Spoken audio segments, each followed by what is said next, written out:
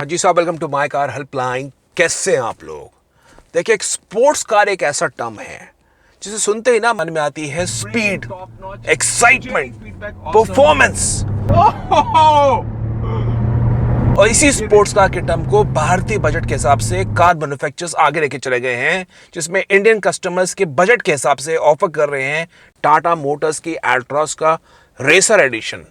अगर आप शोरूम पे बात करेंगे कि साहब स्पोर्ट्स कार जैसी परफॉर्मेंस है, टर्बो पेट्रोल इंजन है, टॉर्क 170 किलोमीटर के आसपास है, Hyundai i20 एन लाइन की बात करेंगे साहब स्पोर्ट्स कार जैसी हैचबैक है, VW की GT लाइन की बात करेंगे, although these are more compatible cars in terms of performance in both Taigun and VW Virtus, या स्कोडा के 1.5 लीटर इंजन की बात करेंगे, या पहले स्कोडा की ऑक्टाविया आती थी VRS एक समय के अंदर, एक अलग मजा था।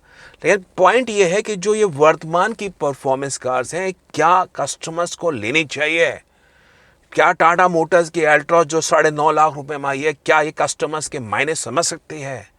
देखिए, इंडिया में परफॉर्मेंस कार जिसमें स्पीड हो, जिसमें रफ्तार हो, उस युग को हाल फिलहाल के डेटा के बारे में बात करूं तो साहब आती थी फोर्ड के इकोस्पोर्ट का इकोबूस्ट इंजन, एक ऐसी कार जिसमें गोली की तरह परफॉर्मेंस थी 1 लीटर टर्बोचार्ज पेट्रोल इंजन में। लेकिन लोगों के मन में सवाल था कि कार की माइलेज के बारे में क्या होगा, कार में जो ये इंपोर्टेड इंजन है इसकी लॉन्ग टर्म रिलायबिलिटी क्या होगी। फिर फोर्ड ने फीगो में एस्पायर में ऑफर करा फोर्ड का ड्रैगन सीजन पेट्रोल इंजन जो 1500 सीसी का था, जिसमें पावर आउटपुट थी 120 पीएस के आसपास, टॉर्क था अराउंड 150 न्यूटन के आसपास। लेकिन लोगों ने अगेन सवाल किया कि कार की माइलेज के बारे में क्या। इस कीमत पे तो साहब हम एक बड़ी कार जिसमें ज्यादा स्पेस हो, ज्यादा फीचर्स हो, उसको ले सकते हैं। VW की पोलो DSG, एक ऐसी कार जिसका DSG गियरबॉक्स की रिस्पांस थी जो 175 न्यूटन का टॉर्क था और पहले 1200 सीसी इंजन आता था। Boss, I can confirm you one thing कि Audi की Q3 को can put that hatchback to a shame. जो वो कार की परफॉर्मेंस थी, हैंडलिंग थी, जो ड्राइवेबिलिटी। लेकिन लोगों ने सवाल किया कि साहब 10 लाख रुपए देंगे हैचबैक कार के लिए, जिससे ज्यादा प्राइस आज दे रहे हैं, उस टाइम में 10 लाख रुपए इतने महंगे लगते थे। लोगों को लगा इस प्राइस पे तो हम सेडान ले लें, इस प्राइस पे तो होंडा सिटी आ जाए, इस प्राइस पे तो हुंडई वर्ना आ जाए, इस प्राइस पे SUV आ जाए। माइलेज की चिंता करी और लोगों ने पोलो DSG, जो एक ऐसी कार थी जिसे सलाम करने का जी करता था, उस कार को भी लोगों ने एंटरटेन नहीं किया। टाटा मोटर्स की Tiago JTP, Tigor JTP 1200 CC की कार्स थी, सब 4 मीटर के अंदर विद 115 हॉर्स पावर। लेकिन कितने लोग मिले इन कार्स को? थोड़ा सा पहले चले जाए तो स्कोडा की ऑक्टाविया VRS, जनरल मोटर्स की क्रूज, याद है ना, शेवरलेट क्रूज, 2 लीटर का जो डीजल इंजन था, true power house rocket, I think 165 bhp की हॉर्स पावर थी, 380 न्यूटन का टॉर्क था, and that car was a true power house. उस जैसी कार वर्तमान में भी किसी लोग, बता रहा हूं, कंज्यूमर को वो नहीं मिल सकती है जो शेवरलेट क्रूज में मजा था। साथ में Chevy Optra 1.8 litre petrol engine, 2 litre diesel engine, Honda City से एक कदम नहीं 2 कदम आगे थी परफॉर्मेंस के मामले में 2009-2010 के आसपास। आपको याद है ना फिएट की कार्स? फिएट ने बहुत कोशिश करी भारतीय पैसेंजर का मार्केट में, लेके आई थी Aventura 140 horse power with 210 newton meter torque. या बात करें फिएट की लीनिया TZ के बारे में, बॉस अपने सेगमेंट में ना उससे बढ़िया परफॉर्मेंस, उससे बढ़िया हैंडलिंग वाली गाड़ियां नहीं थी। जो फिएट का डीजल इंजन था वो भी क्लास अपार्ट था। लेकिन लोगों ने क्या किया? हिस्टोरिकल डेटा बता रहा हूं आपको, मारुति सुजुकी और हुंडई ने भी भारतीय मार्केट में कोशिश की थी। मारुति ने लेके आई थी एस क्रॉस का 1.6 लीटर डीजल इंजन में 320 न्यूटन टॉर्क। अपने समय से वो गाड़ी बहुत बढ़िया थी, लेकिन हुआ क्या? कंज्यूमर्स ने कार को बिल्कुल भी नहीं समझा। Company was forced to reduce the price by 1.5 lakh rupees at that point of time. उसके बाद भी कार पर डिस्काउंट स्टीप चलते हैं, उसके बाद कंपनी ने इंजन को डिसकंटिन्यू ही कर दिया।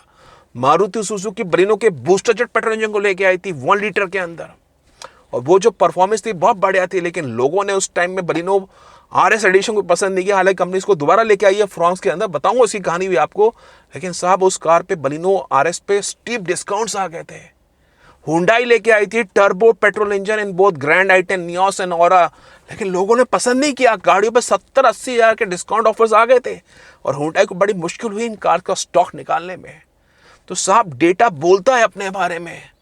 आज की तारीख में कार्स आ रही हैं मारुति सुजुकी फ्रॉन्क्स का टर्बो एडिशन, और सब फ्रॉन्क्स टर्बो में वही इंजन है जो बलिनो वाला है। आप जान रहे हैं फ्रॉन्क्स की जो सेल है वो 80% प्लस सेल्स हैपनिंग है 1.2 लीटर इंजन। जो उनका टर्बो पेट्रोल इंजन है उसको लोग नहीं पूछ रहे हैं, और यही कारण है कि Maruti Suzuki is now force so as to offer in steep discount 90 से 95 हज़ार के डिस्काउंट तो ऑफिशियल स्कीम चल रही है on the Fronx turbo petrol engine. Consumer offer दे रही है, एक्सेसरी पैकेज दे रही है, एक्सचेंज बोनस दे रही है, कॉर्पोरेट डिस्काउंट दे रही है। 90 से 95 हज़ार का डिस्काउंट चल रहे हैं, और डीलर पे बात करेंगे discounts can grow in more than ₹1 lakh. Tata Motors की अल्ट्रॉस रेसर आई तो आई, लेकिन साहब उसके जो रबरी गियर शिफ्ट्स हैं उसके बारे में क्या कौन बताएगा। और टाटा अल्ट्रॉस आ रही है मैनुअल ट्रांसमिशन में, जहां पे हुंडई i20 N-Line को कंपनी को मुशक्कत करनी पड़ रही है by selling that car eight steep discounts. वहां पे अल्ट्रॉस के 3 cylinder engine compare Hyundai 4 cylinder engine, जहां पे टाटा मोटर्स के रबरी गियर शिफ्ट वो कैसे समय निकालेंगे। Although the car is immaculate in terms of handling. उसमें नेक्सॉन वाला पेट्रोल इंजन है, लेकिन 9.5 लाख पे तो बेस मॉडल है, उसके ऊपर मॉडल R2 R3 या costing around 12 lakh to 13 lakh rupees on road. तो सवाल है वहां पे वो कैसे कार सर्वाइव करेगी। स्कोडा VW की कहानी जान लीजिए। स्कोडा इंडिया का 1.5 लीटर पेट्रोल इंजन एक ट्रू जेम है, परफॉर्मेंस इमैक्युलेट है, 4 सिलेंडर इंजन में आता है। लेकिन Skoda was forced so as to reduce the prices of Kushaq by almost 2.2 lakh rupees. Monte Carlo addition कीमत 2,20,000 रुपए कम कर दी, और पहले डिस्काउंट्स दे रहे थे 2.5 लाख रुपए के। VW इंडिया भी टाइगोन के ऊपर 2,90,000 की स्कीम दे रही है ऑन टाइगोन GT लाइन। तो कहने का आइडिया है despite of how ever good the cars looks like, लेकिन लोगों मन में हमेशा सवाल रहा है। अभी रेनो डस्टर आई थी, आपको याद है, जो डिसकंटिन्यू से पहले उनका टर्बो पेट्रोल इंजन आया था, उसमें 150 PS की पावर थी, 150-160 PS के आसपास की पावर आउटपुट थे। लेकिन लोगों ने नहीं लिया बिकॉज डस्टर के काफ़ी सारे पार्ट्स इंपोर्टेड थे। उसके अंदर लोगों को मन में रिलायबिलिटी का इशू था, फ्यूल एफिशिएंसी का इशू था। Response and look at the performance. आपके चेहरे पे मुस्कान आ जाएगी। ठीक है, आपके मन में एक आ रहा है कि मैं एक स्पोर्ट्स कार जैसी कार लूं जिसमें गोली की तरह कार भागे, लेकिन बॉस रियलिटी जान लीजिए, इन कार्स की रीसेल एक बहुत बड़ा चैलेंजिंग एस्पेक्ट है। इन कार्स की माइलेज एक बहुत बड़ा एस्पेक्ट है। आफ्टर सेल्स पे भी सवाल है। कहने का आइडिया है, I am not saying do not buy these cars, बिल्कुल परचेस करिए अगर आपके मन में एक स्पोर्ट्स कार जैसी चाह है, परफॉर्मेंस है, हैंडलिंग अच्छी है। लेकिन कहने का आइडिया है माइलेज के हिसाब से, आफ्टर सेल्स के हिसाब से, लॉन्ग लास्टिंग रिलायबिलिटी प्लस एक चैलेंजिंग एस्पेक्ट है इन टर्म्स ऑफ रीसेल वैल्यू, उस पे आपको ज़्यादा डेप्रिसिएशन मिलेगा। वो मैं आपको बिल्कुल क्लियर कट कर रहा हूँ। For the price point you are paying on this cars, ये जान लीजिए आपके मन में ये ज़रूर आएगा कि मैं इस कीमत पे तो इससे बड़ी कार ले सकता हूँ, वो एक बात है। तो पॉइंट ये है, बाकी आप बताइए क्यों ये sports car, performance oriented cars are not selling the Indian market. क्या इन कार्स का भविष्य है?